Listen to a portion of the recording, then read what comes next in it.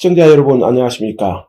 오늘은 무당 토크 12번째 방송입니다. 지난 한 주 잘 지내셨죠? 네, 반갑습니다. 네, 지난 9일 윤석열 당선자가 대통령에 당선된 후 벌써 10여일이 지나고 있습니다. 네. 그 대통령 인수위가 이제 구성되고 네. 다양한 뉴스들이 매일 쏟아지고 있습니다. 네. 조금 최근 뭐 이렇게 느낌이 좀 어떠십니까? 대선 전에는 전대로 시끄럽고, 끝나고 나서는 또 끝난 대로 또 시끄럽고. 이슈가 있어야지. 네. 그런데 그래도 대선 전보다는 편안한 마음으로 이제 시끄러운 연일 인수위 구성서부터 또 이제 오늘 인수위 이제 완전히 그 최종 다 이제 해결이 됐고, 그리고 이제 구성원 정해지고 용산으로 가실지 광화문으로 가실지 이제 그 최종 결정만 남은 것 같은데요. 예, 광화문 시대를 열겠다는 약속 네. 가지고 지금 이제 국방부 청사로 갔냐 이런 부분들이 지금 그 상당히 뜨거운 이슈가 되고 있는 그런 상황에서 그 유튜브에 나와서 대선 때 네. 그 예언을 했거나 이런 사람들이 그 뒷얘기 같은 것들 좀 없습니까? 많아요. 어떤 부분들이 좀 있으신가요? 지금 예를 들어서 지난 시간에도 저희가 얘기를 나눴던 803에서 그 이재명 당선 기원 굿이요. 네. 이제 그 굿을 주관했던 분에 대해서 이제 저희들도 이제 나름대로 무당 네트워크 있잖아요. 서로 아는 사이들이겠죠. 예, 그래서 이제 그 주관을 했던 분에 대해서 알게 됐는데, 사생활에 대한 얘기까지도 나오는 거죠. 깜짝 놀랐잖아요. 구체적인 거는 예, 개인 사생활과 하면은 또, 예, 그래서 정말 제가, 아니, 어떻게 골라도 그런, 저희는 그 짝퉁을 삼류를 덜언이라고 하거든요. 어떻게 무당도 아닌 것이, 법사도 아닌 것이 저런 사람한테 그 운명을 건 그런 엄청난 구술을 했나. 그런 선택부터가 좀 불리하고, 그거부터가 불운하지 않았나라는 생각이 들고요. 그리고 정말 너무나 많은 무당들이, 어떤 무당은, 애기 소리를 내면서, 우리 동자 신이라고 있어요. 저희가 애기 짓을 하면. 그래서 왕관을 그려뒀다는 거죠. 그 이재명 그 글씨 위에다 이렇게. 그래서 이 사람이 왕이 될 거야. 부터 너무나 많은 그 무당들이,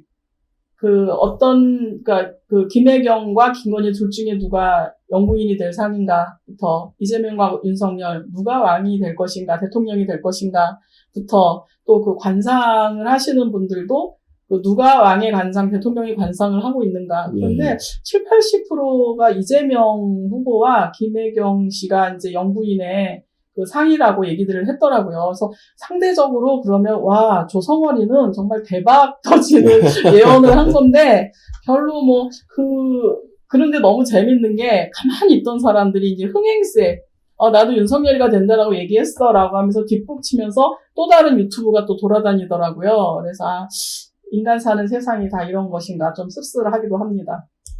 그렇죠. 지금 대선 때는 국가의 그 대전쟁이잖아요. 진영이 나눠서. 그렇기 때문에 누가 될지에 대한 그 유권자들의 관심, 또 지지자들의 관심도 지대하기 때문에 자발적으로 했든 어떤 형태가 됐든 여러 형태의, 주술 논쟁이 벌어지기도 했지만, 이재명 쪽도 상당히 그런 얘기들이 이제 많았지 않습니까, 이제. 그래서 최근에 이제 윤석열 후보 당선이 인수위 명단이 확정돼서, 이제 간판도 걸고 이제 본격적으로 이제 활동에 들어갔는데 차기 총리에 대한 얘기도 나오고 있어서 그거에 대한 얘기도 좀 시끄러웠습니다. 저 깜짝 놀랐잖아요. 누가 나왔었죠? 거 아닌가? 김부겸 총리를 그냥 유임해서 전 정권에 있던 국무총리를 그냥 계속해서 유임을 해서 그래서 아니 우리 윤석열 당선인님께서 정조 내왕이 했었던 탕평책을 지금 정조까지 소환되는 지금 21세기에 탕평책을 쓰시려나 현대판 탕평책인가? 라는 생각을 제가 이제 했죠. 네. 아무래도 이제 그 차기 정부가 출범하게 되면 다수를 차지하고 있는 국회에 인사청문회를 거쳐야 되니까 그렇죠. 이제 그런 부분을 우회적으로 가기 위해서 아마 그런 얘기가 나오지 않았을까. 그런 생각이 좀 들어요, 이제. 지금 사실 되고 나서 책임 전가론으로 총체적 난국에 민주당도 빠져있고, 재밌어요, 저는 보면은. 지금 비대위를 구성했다고 윤호중, 국회의원을, 이제 비대위원장으로 하고 또 26살 먹은 2030 이제 어떤 대표 주자로 여자, 성 젠더 문제 관련해서 내세운 것 같은데, 정치가 장난도 아니고, 저는 솔직히 이준석 대표를 보면서 젊은 나이에 치기 용기라고 하기는 너무 무모하고, 얼마나 대선을 하는 동안에 마음을 졸이게 한 사람이 당대표 이준석 씨잖아요. 그런데, 지지자들의 마음을 많이 흔들어놨죠. 이준석 찜쪄 먹을 사람 하나 남았네. 그래서 재밌게 요새 관망하고 있습니다. 그러니까 이제 세대 포이론이라고 할까요? 젠더 문제. 네네. 이런 부분으로 지금 민주당은 이제 이대녀 예, 복원을 해가지고 이제 이준석은 맞대항마를 지금 이제 내세운 상태잖아요. 저는 진짜 이거는 당차다라고 하기에는 입이 떡 벌어져서 진짜 말이 안 나올 지경입니다. 아니, 멱살을 잡고 싶을 만큼 화가 났다는 둥, 아저씨라는 둥, 이거는 유튜브에서도 할 수 없는 그런 발언들을 너무나 공인의 입장에서 서슴없이 내뱉는 박지원? 당 비대 상임위원장, 얘기를 들으면서, 저거 이렇게, 지금 여기서 저 자를 수도 없고, 내물릴 수도 없고, 저 진짜 뜨거운 감자로 시끄럽겠다. 그래서 어떻게 풀어갈지 진짜 저 궁금하고요. 자업자득이라는 생각이 들어요. 자업자득이 아닌가. 하여튼 재미있습니다. 그런데, 지금 요새 보면은 뉴스에서도 이제 탕평책이라는 얘기가 가끔 이렇게 나오더라고요. 그래서 나만 생각하는 게 아니었구나 이제 그런 생각이 드는데 원래 탕평책이라는 게 왕도 탕탕, 왕도 평평해서 이제 합성어로 하나씩 따와서 탕평이라고 해서 그러니까 길도자, 왕이 지켜야 할 길, 그것은 곧 왕이 지켜야 하는 법도이며 정치의 어떤 기본 준칙이라고 할 수 있는 것이죠. 그래서 한 나라의 임금은 항상 치우침이 없이 공평 정대해야 한다는 뜻으로 내가 그 사람을 특별히 아끼고 좋아하는 가신이 있잖아요. 내가 아끼는. 근데 총애하는 신이 있다 하더라도 차별하고 편애하면서 감싸서는 안 되고 또 내가 마음에 들지 않는다고 해서 물리쳐서도 안 되는 것이니까 그것이 바로 왕들이 처하고 이렇게 정치를 함에 있어서 취해야 했었던 마땅한 도리라는 그런 뜻으로 저는 알고 있습니다. 그러니까 최근에 얘기됐던 대선 때도 그렇지만 윤핵관 하지 말고 화합형 인사를 해야 된다 이런 연장선상에 이제 그럴 수도 있겠죠. 윤핵관이라는 공격을 얼마나 많이 받았습니까? 근데 그것도 또한 내로남불이고 아전인수격의 해석이라고 보는 게 어쩔 수가 없는 거예요. 일을 하려다 보면 나를 잘 이해하고 내가 속에 있는 얘기를 꺼냄으로써 같이 의논을 할 수 있는 우군을 갖다가 내 옆에 두는 게 마땅한 거지. 하기는 친구는 가까이, 적은 더 가까이 두라는 말도 있습니다. 많은 정책을 의논하고 내가 어떠한 일을, 그러니까 사적인 일을 하는 게 아니라 공의를 운영하고 국정을 운영해야 되는 일에서 누구보다도 나를 잘 이해하고 공감해 줄 수 있는 사람을 곁에 두는 거는 당연한 것일진데 이거를 그렇죠. 그런 말 있잖아요. 미운 년 고운 짓 안 하고 고운 년 미운 짓 안 한다. 그러니까 뭐를 해도 그것이 빌미고 건수 잡기고 그렇게 되다 보니까 그 말에 대해서는 끝없이 얘기해봤자 결론은 안 나는 것 같고요. 그래서 저는 지금 윤핵관이라는 등 여러 가지로 이제 윤석열이가 뭘 잘못하나 눈에 불을 켜고 꼬투리만 잡으려고 하는 사람들이 지금 민주당에는 너무나 많은 것 같다고 저는 생각을 하거든요. 그래서 근데 만약 윤핵관 또는 어떤 내가 특별히 이뻐하는 사람 또 이제 이번에 윤핵관으로서 이슈가 됐던 게 장제원 의원인데 얼마나 큰 일을 했습니까, 사실. 안철수 국민의 후보 당하고 단일화하는 데 있어서 1등 공신이죠. 윤핵관답게 잘한 거예요. 핵심 인물, 핵심 관계자, 윤석열 핵심 관계자답게 이름값 했다고 보고요. 하지만 계속해서 내로남불 시기로 윤핵관이다 뭐다 이제 계속 공격을 하고 있는데 지난 5년간 우리 문재인 정권이 보여준 국정 운영을 한번 보자고요. 원칙이 있었습니까? 이번에 보니까는 지금 청와대 산하 공기업이 18개, 또 이제 지방자치제도 118개인가를 더 늘렸고, 공무원 숫자 어마어마하게 늘렸다라고 하는데, 자기 편 데려다가 없는 직책 만들어서 자리 하나씩 주고 국민 혈세로 세금 주고 낭비한 게 얼마입니까?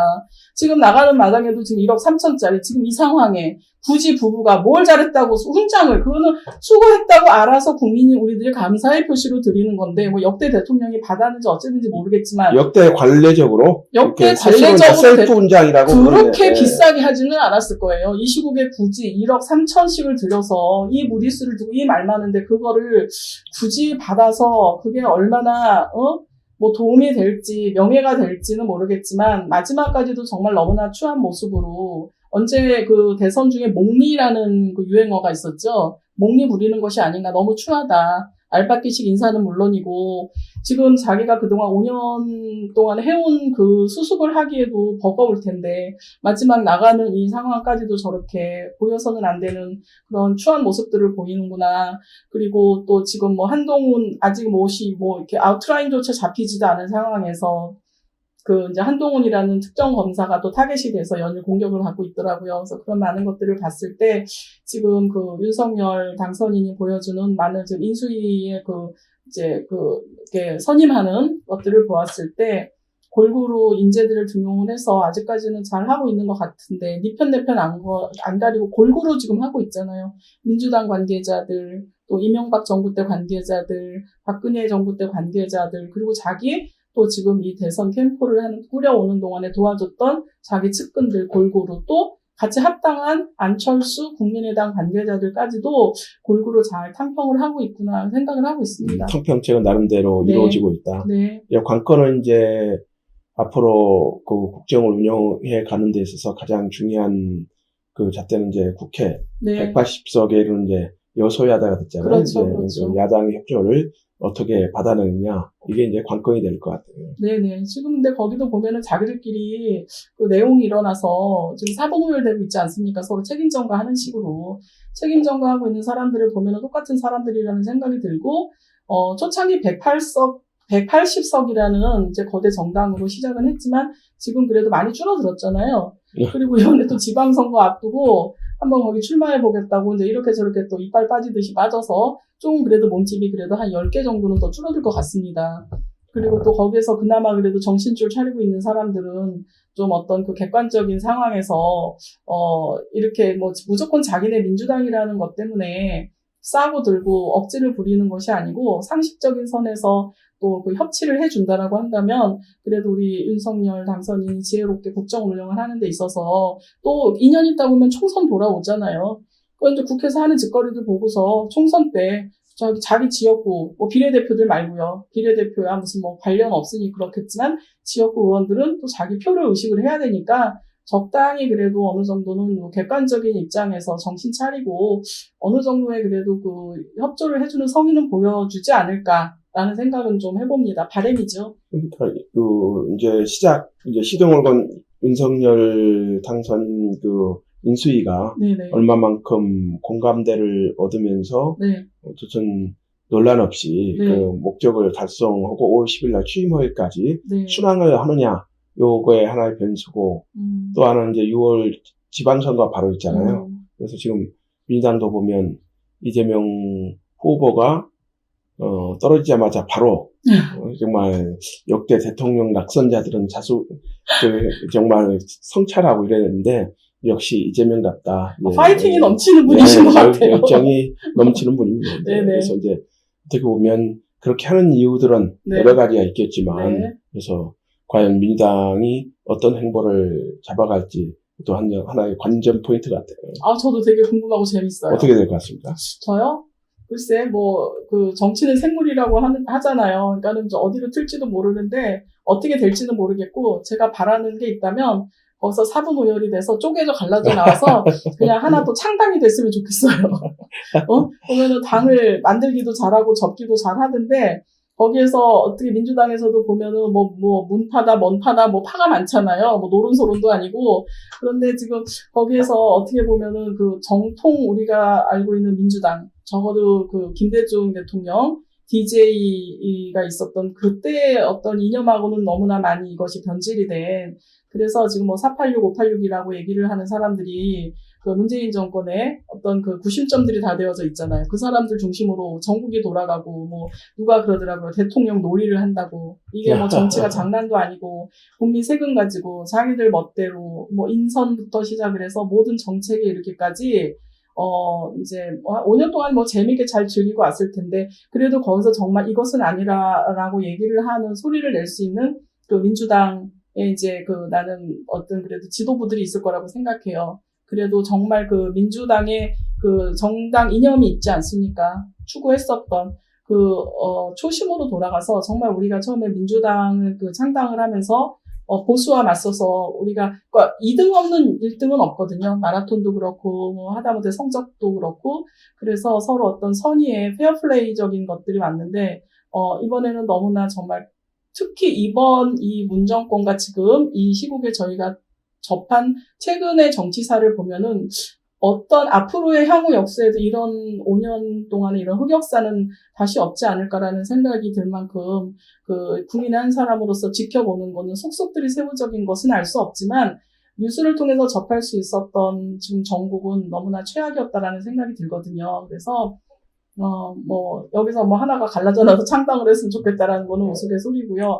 적어도 여기에서 그래도 바른 소리를 내는 민주당 관계자들이 있더라고요. 그런 자성의 목소리가 정말 잘 나와서 여당과 야당의 제 기능을 정말 제대로 하는, 그래서 국민들이 정말 정치인들을 믿고 좀 살 수 있는 그러한 좀 세상이 되었으면 좋겠습니다. 제가 보기에도 지금 이제 이재명 당선자가 퍼센트상으로 0.73% 근소한 패차라고 하지만, 그것도 적은 편은 아니죠, 어떻게 보면. 그렇죠. 네, 그런데, 왜 저렇게, 저희가 보기엔 조급하게 움직일까. 네. 네, 그 부분이 여러 가지 이유가 있겠습니다만, 이재명 후보는 본인한테 씌워진 여러 가지 문제들이 많잖아요. 성남 FC 문제, 네. 대장동 게이트 문제, 변호사 대납 문제, 이런 부분들이 결국은 대선이 끝나고 나면, 네. 이제 검경이 이제 수사를 재개하지 않겠어요? 네, 그리고 네, 떨어지고 이제 또, 국회는 민주당이 다수당이지만 이제 집권당이 된 거잖아요. 네. 네, 그렇기 때문에 검경이라는 게 기본적으로 권력의 눈치를 보면서, 그렇죠. 했지 않습니까? 실적으로 많이 검경이 눈치를 본 거 아니겠어요? 만약 대장동 게이트에 대해서 검찰이 눈치를 안 봤다면 저렇게 이런 수사가 이루어지겠어요? 대장동 게이트로 인해서 두 관련자들이 두 명이 극단적 선택을 해서 안타까운 목숨을 잃는 사태가 발생하고, 그런 사태들이 검경이 철저하게 수사했다면 그런 걸 막을 수 있을 거라고 보고, 그런 차원에서 보면 이재명의 선택도 그럴 수밖에 없는 거예요. 자기 방어를 해야 되니까. 그렇게 보는, 저도 그렇게 보고, 그렇기 때문에 움직이는 게 아닌가. 결국은 이제, 보통 어느 부분이나, 정권이 출범하면 허니문 기간 있잖아요. 이번에 그것도 없잖아요. 네, 그래서 제가 보기에는 허니문 기간은 물 건너간 것 같고, 또 이제 지방선거하고, 바로 이런 적은 없었죠. 결국 2라운드 지방선거 전쟁이 벌어지는 게 아닌가, 그런 생각이 들어요. 근데 머리를 좀 못 쓰는 거예요, 지금. 그런가요? 네. 지금 그럼 자숙해야 되는 거예요? 지금 이번에 대선에 왜 윤석열이가 되어져야 됐는지 모든 배경과 진행 과정에 있어서 그것을 반면교사, 어려운 교훈을 삼아야죠. 왜 자기네가 패했는지. 그렇죠. 근데 그것을 또 한 번 반복하려는 것이라고 저는 생각이 들고요. 지금 민주당에서 이렇게 이제 급하게 계속해서 도와주는 거는 고사하고 공격하고 사사건건 시작도 하기 전부터 조금 아까 허니문 기간 얘기를 하셨는데, 허니문까지는 바라지도 않아요. 그냥 가만히만 있으면 중간이나 간다는 말이 생각이 나면서, 우리 어릴 때 그런 놀이 했었어요. 앞에 가는 사람 도둑놈, 뒤에 가는 사람 순사, 그런 놀이 했었거든요. 그러니까, 쫓기는 사람은 여유가 없는 거죠. 쫓기는 사람은 여유가 없는 거예요. 아무리 허세를 부리려고 해도, 이제, 그리고 좀 또 재밌는 게, 뉴스를 보거나 이제 보면은 앵커 또 이렇게 종편을 진행하는 MC들도 약간 분위기가 달라졌어요.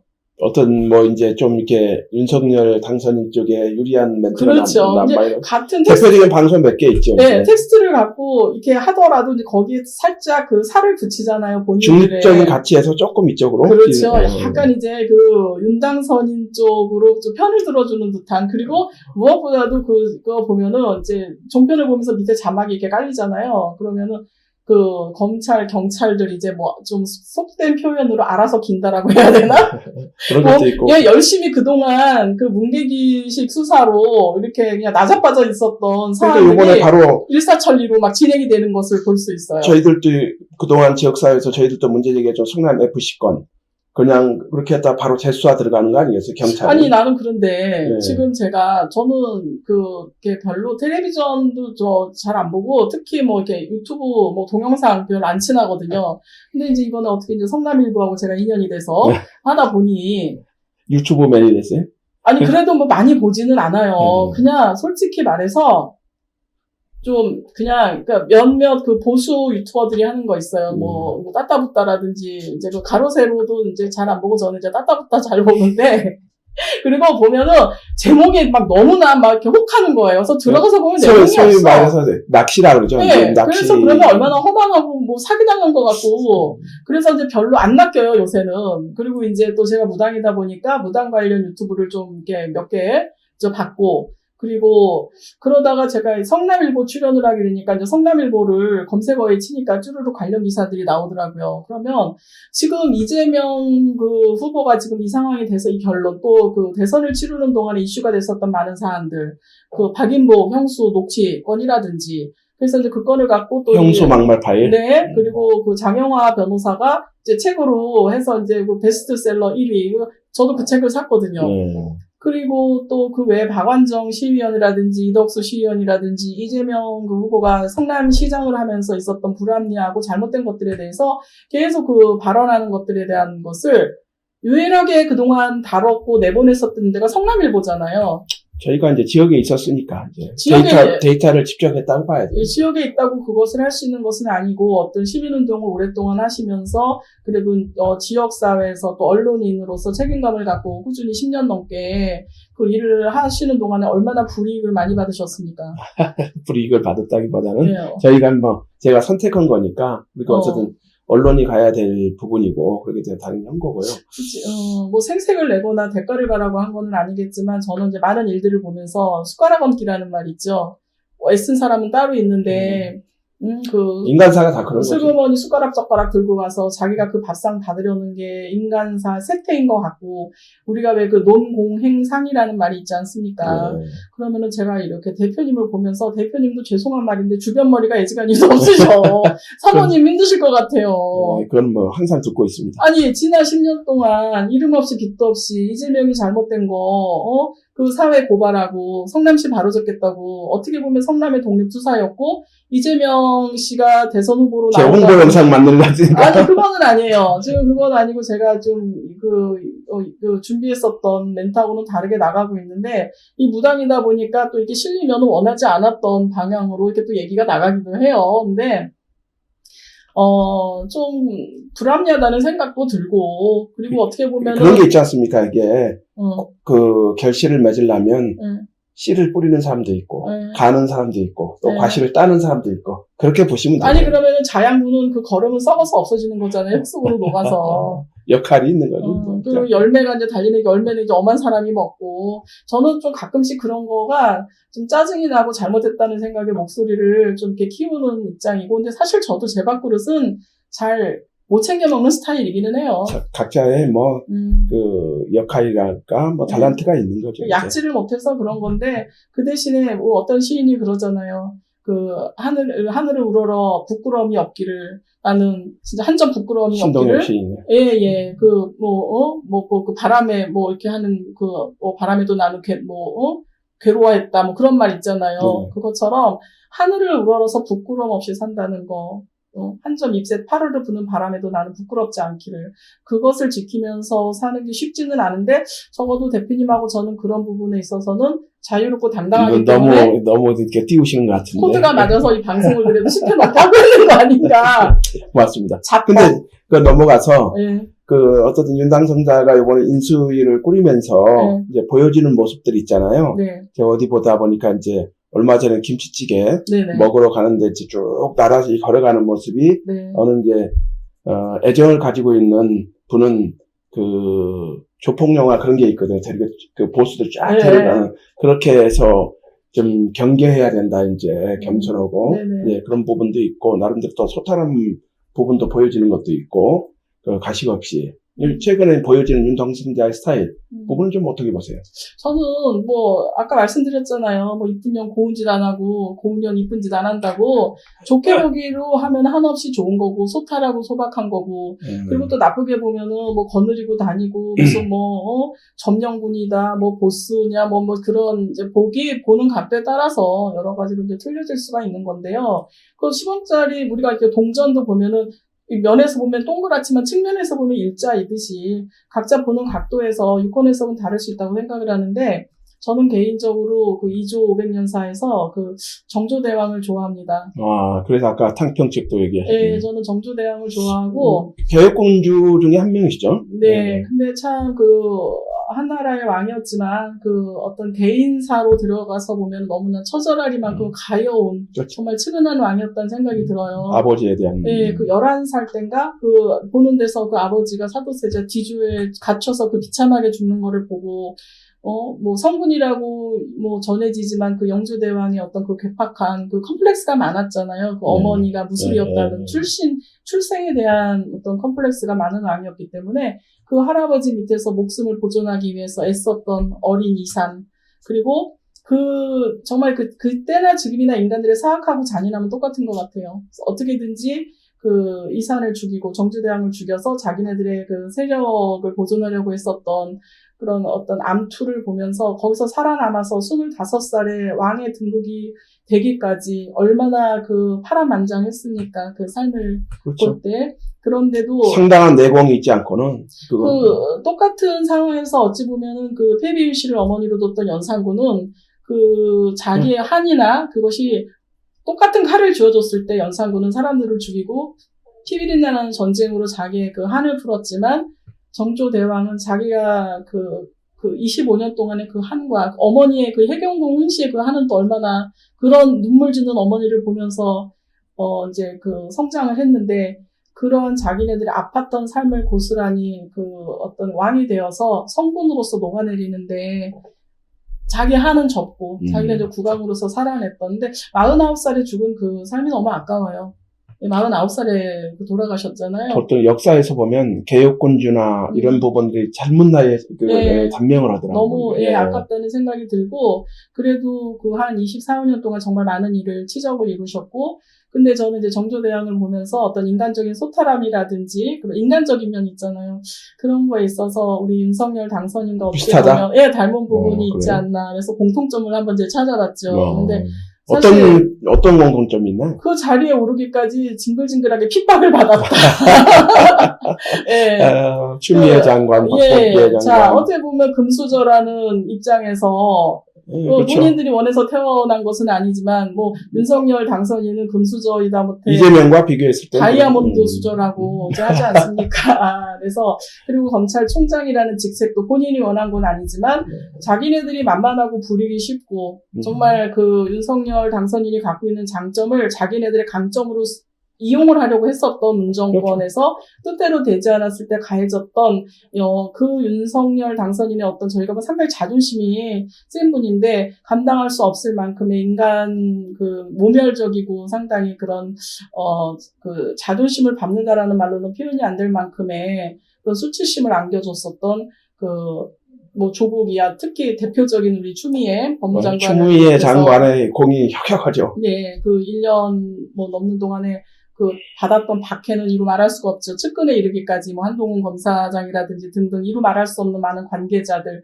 그럼에도 불구하고 그것을 딛고 결국은 대통령이 되어서 정말 앞으로 5년 동안 저는 정말 우리 국민들을 위해서 훌륭한 IMF를 극복할 때 김대중 대통령이 있었다라고 한다면 지금 이 코로나 사태와 여러 가지 경기 불황을 극복해낼 수 있는 그리고 또 우크라이나 전쟁이 지금 이게 많이 지금 이렇게 고전양상이 되면서 3차 세계대전으로까지의 어떤 우려가 되는 그런 세계적인 긴박한 상황에서 지혜롭게 잘 하실 것이다라는 기대를 갖거든요. 그런 면에서도 닮아있고 또 우리 개혁군주 정조대왕이 너무 이게 술을 좋아했어요. 술을 너무 좋아했는데 영조가 금주령을 내리거든요. 영조대왕이 승하하자마자 바로 금주령을 풉니다. 그만큼 술을 좋아했고 그래서 건배사 할 때 제가 단체장 할 때 그 불취불가라는 걸 한번 괜히 불취불기. 멋진 척, 불취불기. 그래서 제가 딱 한번 멋있게 건배사를 했어요. 아니 불자, 취하지 않는 자, 귀가하지 못한다. 불취불귀라고. 건배사는 정말 무서운 건배사네. 네, 근데 이제 그것이 여러 가지 이제 뭐 이렇게 썰이 있는데 크게 두 가지가 있어요. 불취불기. 불취불귀라고도 하고요. 불취무귀라고도 해요. 그렇게 이제 뭐 두 가지로 제가 알고 있는데, 하나는 지금도 여당, 야당이 있듯이, 민주당, 국힘당이 대표적인 당이 있듯이, 조선시대에도 이제 그 노론소론이 있었잖아요. 그러면 그 탕평책이라는 거에 있어서 사실은 그 정조대왕이 하기 전에 영조대왕이 먼저 그 탕평책을 그 이제 썼죠. 근데 어떻게 했느냐? 영조대왕은 약았어요. 아주 그 좋게 말하면 지혜롭고, 그래서 어떻게 했냐면 그 탕평책은 탕평책인데 온건한 좀 약간 그 강력한 급진적인 게 아니라, 자 이제 여당 야당 있으면 여당한테 넌 우위 정해, 야당한테 너는 좌위 정해. 나눠주는 거죠. 적당히 힘의 그 균형을 분산을 시키면서 자기는 거기서 어부지리를 하는, 양쪽 딱 국정의 안정을 기하는 거죠. 그러니까 좋게 말하면 그거고요. 그러니까 싹 싸움 붙여놓고 자기는 뒤에서 그래 이기는 편이 내 편이고, 그러니까 견제를 하면서 적당히 왕권을 강화를 하는데 주력을 했던 그런 탕평을 썼다라고 한다면, 우리 정조대왕은 좀 급진적인 탕평책을 썼죠. 그래서 뭐 지금으로 말하면 노론 소론이 뭐 각각 민주와 국힘당을 대표한다면 그 남인 세력이 또 있었다고요. 그럼 남인 세력은 지금으로 말하면 심상정 씨의 그 뭐 정의당 정도? 현대판으로 바꿔보고. 네, 그렇지. 현대판으로 이해하기 쉽게. 그러면 남인도 등용하고. 그래서 아주 그 급진적이고 정말 그 정치 개혁을 위한 탕평책을 저는 썼던 왕으로 이제 기억을 하고 있거든요. 그런 측면에서 보면 그 윤석열 당선인이 정조와 같은 그런 지혜로운 탕평책을 그렇죠. 통해서 국정을 이끌어갈 것으로 그렇게 보여진다, 이런 생각을 하시죠. 아니, 이제 그런데 이제 거기서 조금 부수적으로 좀 더 부연 설명을 하자면, 지금 MZ세대라고 해서 뭐 많이 지금 부각이 되고 있는데, 조선시대에도 성균관에 유생들이 있었잖아요. 지금의 이제 MZ세대들이죠. 그러면은 그 유생들도 이제 뭐 젊은 편 유생들. 싸웠을 거 아니에요. 근데 앞으로 이 나라를 걸머지고 갈 이 젊은 유생들이 이렇게 싸우는 거는 바람직하지 않다. 그러니까 그 유생들을 화합을 시키기 위한 차원에서 그 연회를 베풀죠. 그러면서 거기서 얘기를 하는 거죠. 불취, 불귀. 여기서 취하지 않는 자, 집에 돌아가지 못한다. 그런데 그 이면에는 뭐냐면, 우리 그런 얘기 하잖아요. 저 사람 인간 됨됨이 알아보려면 술 한 잔 먹여놓으면, 하고 하는 거 이제 그 뒤를 보면 안다. 그래서 저희들도 기본적으로 이제 학교 다닐 때, 서클하고 그럴 때는, 기본적으로 후배들 술 가르치는 게 과제였어요. 네, 그래서 이제 술을 취하면은 그 사람의 이제 덕망을 알아볼 수 있다라는 이제 그런 취지하에 연회를 베풀어서 유생들의 화합을 유도하는 차원에서 불취불기, 너네 술 취하지 않는 자, 그러니까 술 한잔 하면은 이제 뭐 여당 야당의 그런 것도 무너지고, 뭐 로미오와 줄리엣 화해가 되듯이 그 유생들도 이제 화합해서 정말 이 조선의 발전을 위해서 서로 토론하고 같이 정말 좋은 관계로 우호적으로 가기를 바라는 그런 마음에서 이제 불취불기 건배사를 했다는 얘기도 있고, 또 썰에 의하면 그 화성에서 성을 축조할 때 이제 그 노동자들이 열심히 일하는 그런 것들을 이제 보면서 사기 동료 차원에서 이제 술상을 걸판지게 이게 정말 불취불귀할 정도로 거하게 취해서 이렇게 뭐 일하는, 옛날엔 그거잖아요. 그 일꾼들을 잘 먹여야 일을 잘 한다는, 그래서 인간적인 모습, 자기를 위해서 그 성을 축조하고 고생하는 백성들에 대한 왕으로서의 어떤 온정이라고 해야 되나요? 그러한 것으로 해서 이제 그때도 그런 건배사를 했다는 이제 제가 그 역사를 한번 읽은 적이 있는데, 그런 맥락에서 김치찌개를 먹고 그런 그 소박한 서민들하고 소통하고 싶어하는 모습에서 또 정조대왕의 그런 성군의 모습, 그리고 또 이렇게 탕평을 이렇게 실시함으로써 그 정책적으로 여와야와 어떤 그런 가림 없이 다 이렇게 같이 화합해서 가려고 하는 폭넓은 스케일의 어떤 뭐 정치 스타일, 그런 것들이 정조대왕과 많이 닮아있지 않나라는 생각을 합니다. 그러니까 아마 지금 말씀하신 부분이 지난 문재인 정권 5년 동안에 이번 이제 국민들의 심판을 한 거 아닙니까? 정권 교체를 한 거는 거꾸로 문재인 정권의 반면교사를 삼아서 네. 정말 국민을 통합하고 정말로 그 어려운 난국을 참 돌파해서 대한민국을 업그레이드 시켜달라 네. 이런 측면에서 아마 이제 저희들도 그렇죠. 그걸 봐야 될 것 같고 가장 중요한 거는 이제 앞으로 이제 취임까지 이제 5월 10일 날 대통령이 취임하잖아요. 네네. 그 사이에 남은 기간이 얼마 안 남았습니다. 이제 네. 인수위가 활동하겠지만 보시기에 앞으로 이제 어떤 부분들이 좀 이렇게 좀 관심을 갖고 봐야 될까요? 지금 아직까지는 이제 국민의힘 쪽에서는 크게 밥그릇 싸움이라고 해야 되나요? 이제 그런 건 없고, 안 보이고. 초기니까. 네네. 그래도 지금 초기부터 이제 자리 붙이기로 자기네 지분 지금 찾고 왜냐하면 0.73%를 이겼는데, 지금서부터 윤핵관이나 이런 사람들이 해가지고 자리감 더면 국민들한테 폭탄 맞죠. 국민들한테 욕먹을 짓 얼마 전에 했잖아요. 저기 단체로 술 먹고. 정말로 겸허하고 가야 됩니다. 그래서 지금 지금 아직까지는 그렇게 크게 꼴불견이다라는 식의 모습은 보여지지 않지만, 지금 각 정당의 힘을 키우고 세력을 키우기 전에, 지금 코로나19 지금 60만이 넘었잖아요. 며칠 전에. 너무너무 힘들고, 이 코로나가 어떤 정점을 찍은 다음에 멈춰진다 하더라도, 그 후유증으로 발생한 여러 가지 문제들을 상당히 심각합니다. 2년이 3년이 걸릴지 2년이 걸릴지 모르는 그러한 정말 중차대한 지금 현실입니다. 이 시국이 정신들 차리시고 정말 국민들을 위해서 정치를 해달라고 대표로 각 지역구 국회의원들 뽑았고 대통령을 뽑아서 또 이제 행정부의 각 장관들과 부처 일을 하실 분들을 이제 저희들이 이제 책임자로 임명을 받으셔서 자리에 가시거들라 초심을 잃지 마시고 정말 훌륭한 정치인으로서 좀 거듭나서 정말 지난 대선 몇 달 하는 동안 보일 꼴 안 보일 꼴 험한 꼴 많이 보였는데요. 여당 야당 할 거 없이 정말 이제라도 봉합하고 그리고 또 윤석열 당선인이 다행히도 탕평책이라는 폭넓은 정책으로 다 모든 여야를 어우러서 가시기를 원하고 지금 그런 어떤 분위기를 좀 조성해주고 계시는 거니까 거기에 협조하고 반대를 위한 반대를 하지 마시고요. 이 나라 이민족을 살리고 나서 당파 싸움을 하시든 뭘 하시든 일단은 좀 그런 책임감을 갖고 전국을 이끌어주시면 정말 감사하겠다. 그리고 그렇게 갔으면 좋겠다는 바람이지 앞으로 이렇게 되겠다 저렇게 되겠다는 예단은 제가 아무리 무당이라 하더라도 할 수 있는 사안은 아닌 것 같습니다. 이건 결국은 집권당이 소수당이지만 집권당이 된 만큼 국민들이 또 냉정하게 아주 초박빙의 승부를 안겨줬잖아요. 그런 측면에서 그걸 겸허하게 안고 인수위를 좀 잘 꾸려가지고 취임해서 국민들한테 좀 희망을 보여주는 그런 정치를 해야 되지 않을까. 그런 차원에서 지금 이제 정조의 탕평책을 말씀하신 것 같고. 네, 그리고 만약에 지금 너무나 지금 야당이 되어버린 민주당이 거대 정당을 갖고 있다 하더라도 그 정당보다 더 높은 게 국민이거든요. 그러면 지금 0.73%라고는 하지만 지금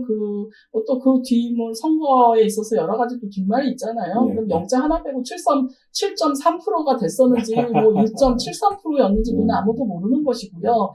설령 0.73% 아주 근소한 차이로 대통령이 되었다 하더라도 지금 우리 국민들에게 보여주고 있는 윤석열 대통령님의 그 모습이 계속해서 앞으로도 국민들 눈에 그렇게 진실되고 정말 상식적인 모습으로 비춰진다라고 한다면 아무리 180석 아니라 1800석을 가지고 있는 국회의원들이 있다 하더라도 국민들이 윤석열 대통령의 편에 서서 지지를 해준다라고 한다면 저는 국정 운영을 하시는데 무리는 없을 거라는 생각을 합니다. 그러니까 잘 해야죠. 이제 잘하실 것 같아요. 그렇게 기대하고 국민들이 표를 준 만큼 이제 인수위가 출발했으니까 어떤 결과들을 내놓을지 저희도 지켜보고 또 변화되는 상황을 가지고 저희가 이제 무당 토크를 통해서 방송을 하도록 하겠습니다. 오늘도 이렇게 바쁘신데 나오셔서 고맙습니다. 네, 감사합니다.